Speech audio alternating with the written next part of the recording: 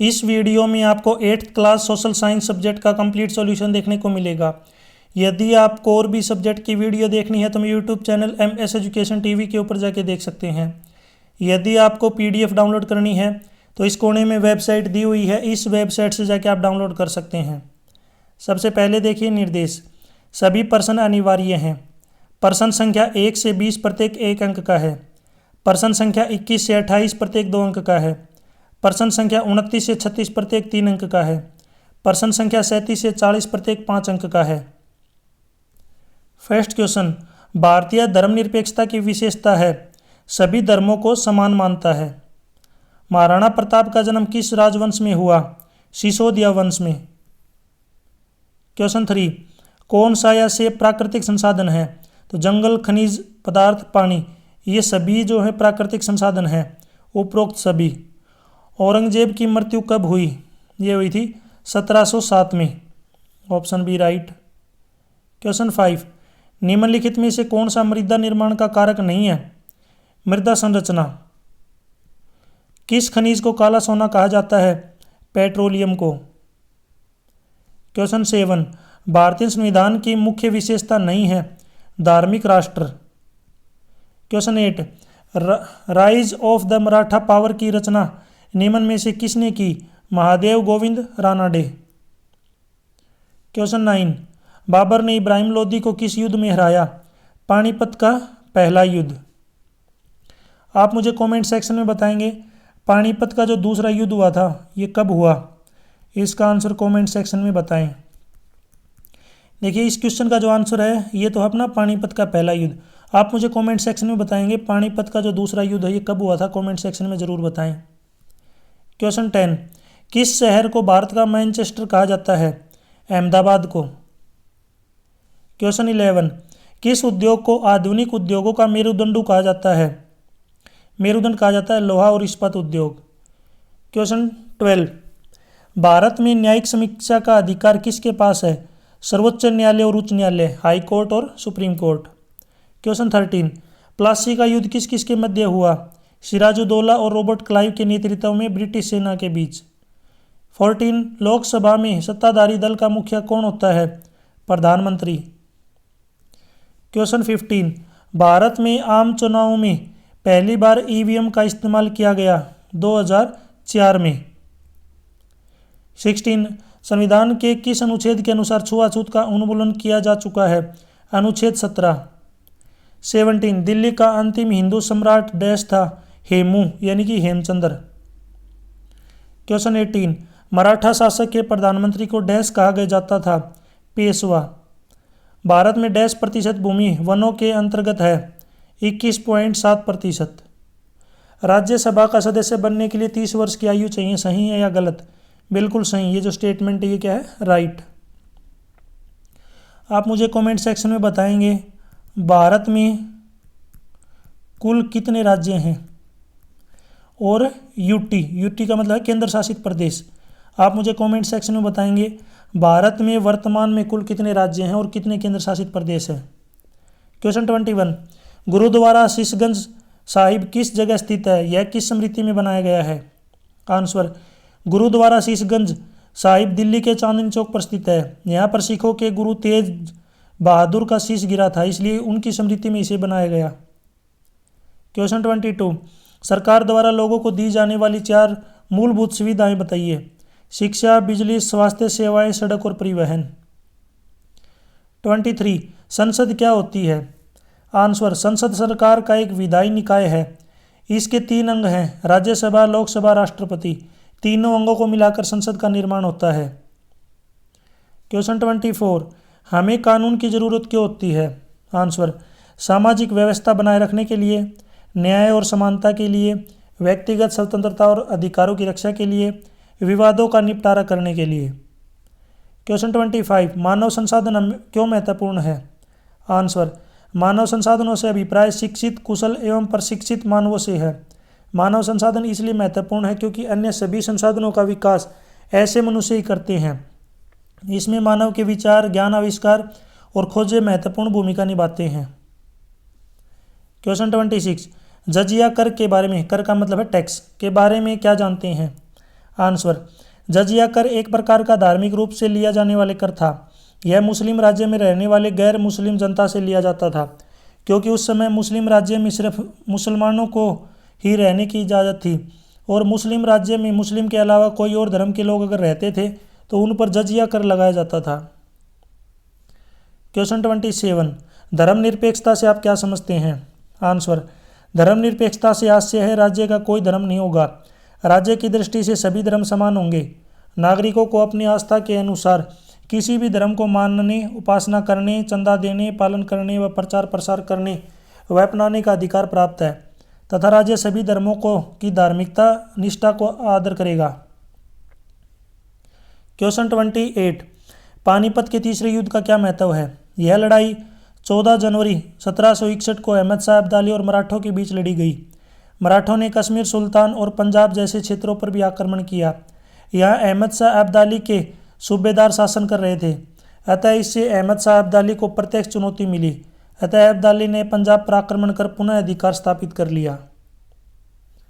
Question 29, विश्व में जनसंख्या के असमान वितरण का क्या कारण है?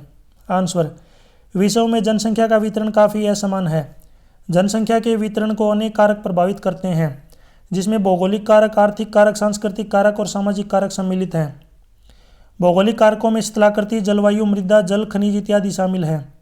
विश्व के जिन भूभागों में इन कारकों की स्थिति जनसंख्या के लिए अनुकूल होती है, वहाँ पर अधिक जनसंख्या निवास करती है।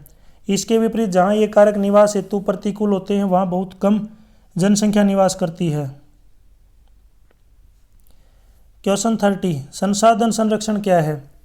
संसाधन संरक्षण का अर्थ है प्राकृतिक संसाधनों का समुचित उपयोग और प्रबंध, ताकि उन्हें दीर्घकालिक रूप से सुरक्षित रखा जा सके और भविष्य की पीढ़ियों के लिए उपलब्ध हो। इसका उद्देश्य प्राकृतिक संसाधनों के अनियंत्रण दोहन को रोकना और पर्यावरणीय संतुलन बनाए रखना है। रोजाना इस्तेमाल होने वाले ज़्यादातर संसाधन जैसे पेट्रोल, डीजल, लोहा, कोयला सीमित मात्रा में उपलब्ध है। क्वेश्चन 31, रैयतवाड़ी व्यवस्था किसे कहते हैं? आंसर, रैयतवाड़ी व्यवस्था एक भूमि राजस्व प्रणाली थी, जिसे ब्रिटिश औपनिवेशिक शासन के दौरान भारत में लागू किया गया था। इस व्यवस्था का मुख्य उद्देश्य भूमि से राजस्व एकत्रित करना था। रैयतवाड़ी पद्धति में भूमि का मालिकाना हक किसानों के पास था। उन्हें जमीन बेचने, गिरवी रखने और उपहार में देने का लाइसेंस था। क्वेश्चन 32, हाशियाकरण से आप क्या समझते हैं?